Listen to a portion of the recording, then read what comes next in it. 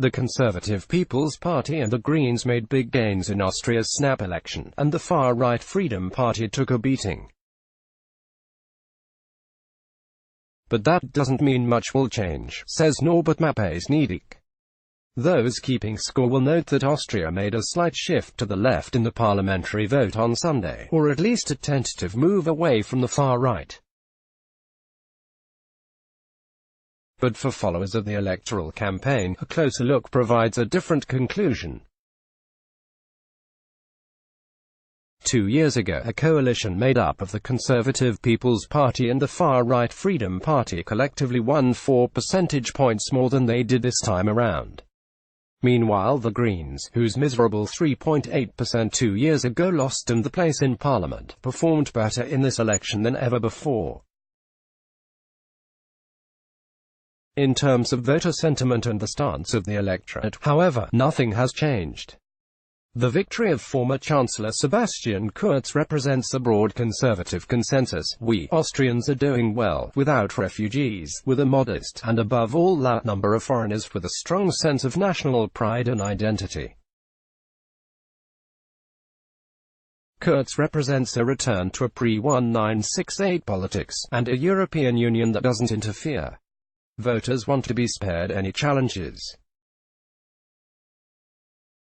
The most cited statistic during the election campaign was the supposed 0.2% that this small, innocent country contributes to the world's greenhouse gas emissions. For Austrians, gas prices are a deciding factor. Let the big countries worry about the planet. Parties avoided major disagreements that Kurz nevertheless won just over 37% of the vote, and not 60%, can be explained by Austria's political mentality. By limiting conflicts to smaller issues, the parties have managed to carefully avoid disagreements on fundamental issues. Voters want the distance between the parties to stay the same. If the people want to move to the right, politicians from all parties have to follow suit. The Greens had their opposition to the right staff refugee policies to thank for their weak performance in 2017. This time around, they avoided the topic, and it paid off. Their renewed focus on climate change has been successful, as long as they don't threaten to impose painful measures to limit CO2 emissions. A vote for the Greens soothes an uneasy climate conscience. The center-left Social Democrats, on the other hand, suffered on Sunday. Avoiding the delicate topic of migration wasn't enough to win them votes, nor was their angry opposition to health insurance restructuring, a topic for specialists and officials. And the protest against new labor laws that allow for 12-hour workdays and 60-hour workweeks didn't interest their voter base. For the working class, the classic family model is in favor right now. Dad works overtime, while mom takes care of the home and earns a little on the side.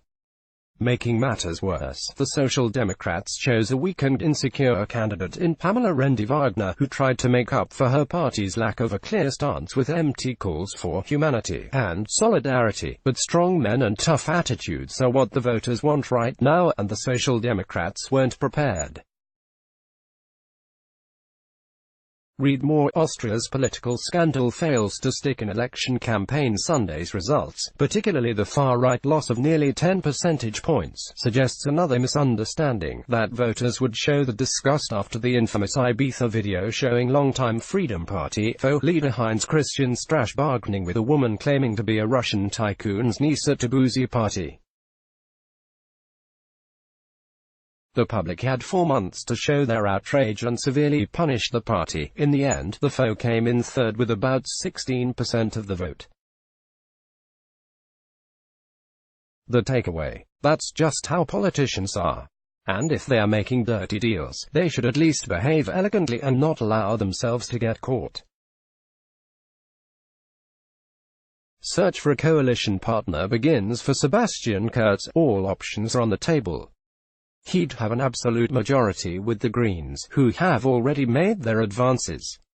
But he faces opposition from the Vienna delegation.